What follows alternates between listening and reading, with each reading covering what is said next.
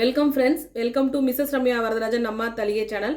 நம்ம சேனலில் இன்றைக்கி என்ன டிஃபன் அப்படின்னாக்க சப்பாத்தியும் மேத்தி சப்பாத்தி பண்ணியிருக்கேன். அதுக்கு தொட்டுக்க ஒரு குடமிளகாய் வச்சு ஒரு கூட்டு செஞ்சுருக்கேன். இது எப்படி செய்யலான்னு பார்க்கலாம். ரொம்பவே ஈஸியான ஒரு recipe, no onion no garlic recipe. இது வந்து fully protein rich food. So அதுதான் இன்றைக்கி வந்து ஸ்பெஷல். ஸோ வாங்க எப்படி செய்யலான்னு பார்க்கலாம். இதுக்கு என்னென்ன தேவையான பொருட்கள் என்னென்னு பார்க்கலாம். குடமிளகா கூட்டு செய்ய போகிறோம். அதுக்கு தேவையான பொருட்கள் என்னென்னு பார்த்துக்கலாம். இது ஒரு மீடியம் சைஸ் குடமிளகா, ஒரு 1.5 குடமிளகா. பெருசாக இருந்தால் நீங்கள் 1 போதும், சின்னதாக இருந்தால் இதுமாதிரி 2 எடுத்துக்கோங்க. அடுத்து வந்து சாம்பார் பவுடர், இது வந்து ஒரு 1.5 டீஸ்பூன். அடுத்து வந்து மஞ்சள் தூள் கொஞ்சமாக. இது வந்து தக்காளி பழம் 1 பொடி பொடியாக கட் பண்ணி வச்சுருக்கேன். உப்பு, பெருங்காயத்தூள், ஒரே ஒரு வாசனைக்கு ஒரு பச்சை மிளகா.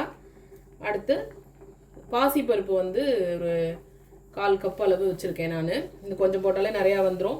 ஏற்கனவே கடலைப்பருப்பு நான் போட்டு கொதிக்க விட்டுட்ருக்கேன். இது எவ்வளோ இருக்குது அப்படின்னா ஒரு 2 டேபிள் ஸ்பூன் போட்டிருக்கேன் நான். உங்களுக்கு இன்னும் வேணும் அப்படின்னா போட்டுக்கலாம். கடலைப்பருப்பு வேக கொஞ்சம் லேட் ஆகும், அதனால நான் வந்து முன்னாடியே கொதிக்க விட்டுருக்கேன்.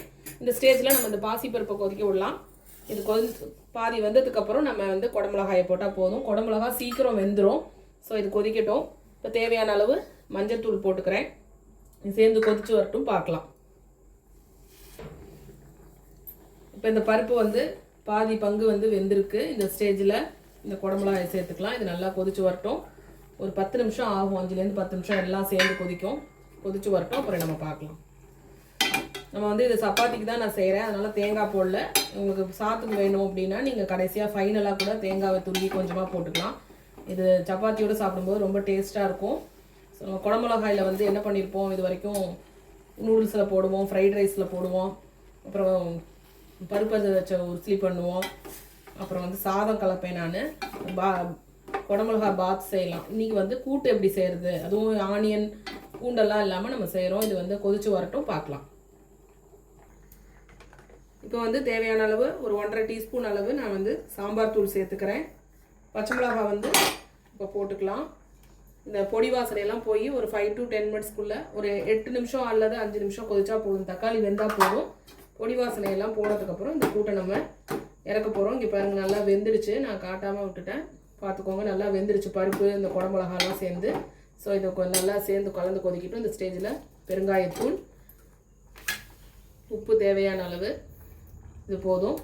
நான் ஏற்கனவே வந்து கடுகு, ஜீரகம், கருவேப்பிலை 3 வந்து தாளிப்பு போட்டு வச்சுருக்கேன் வந்து எண்ணெயில். இதை வந்து கடைசியாக சேர்க்க போகிறோம். இவ்வளோ தான் நம்ம கூட்டு ரெடி ஆகிடும். இதெல்லாம் சேர்ந்து கலந்து வரட்டும், பார்க்கலாம். ஒரு 5 மினிட்ஸ் தக்காளி வேகிற நேரம் தான். கொதிச்சு வரட்டும். நம்ம ஒரு கலர்ஃபுல்லான ஒரு கூட்டு நீங்கள் பார்க்க போகிறோம். சேர்ந்து கொதிச்சு வரட்டும். அவ்வளோதான், நம்மளோட கூட்டு ரெடி. இதெல்லாம் சேர்ந்து கலந்தெடுத்து கொதிச்சிடுச்சு. இந்த ஸ்டேஜில் நான் அதை வந்து ஒரு பவுலில் மாற்றிக்கிறேன். அடுப்பு ஆஃப் பண்ணியாச்சு.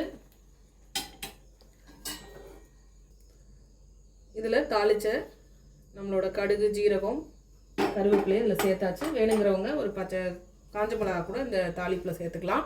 இவ்வளோ தான் இன்றைக்கி வந்து ரொம்ப ஈஸியாக சிம்பிளாக செய்யக்கூடிய ஒரு கூட்டு பார்த்துருக்கோம். இது ஈவினிங் சப்பாத்திக்கு தொட்டுக்கலாம். ஸோ இன்றைக்கி வந்து நான் மேத்தி சப்பாத்தி செஞ்சுருக்கேன். அதுக்கு இது ரொம்ப நல்லாயிருக்கும். ஸோ சாப்பிட்டு பாருங்கள், கண்டிப்பாக ட்ரை பண்ணுங்கள். நம்ம சேனலை சப்ஸ்கிரைப் பண்ணுங்கள், இது வரைக்கும் சப்ஸ்கிரைப் பண்ணாதவங்க. தேங்க்யூ ஃபார் வாட்சிங். நன்றி, வணக்கம்.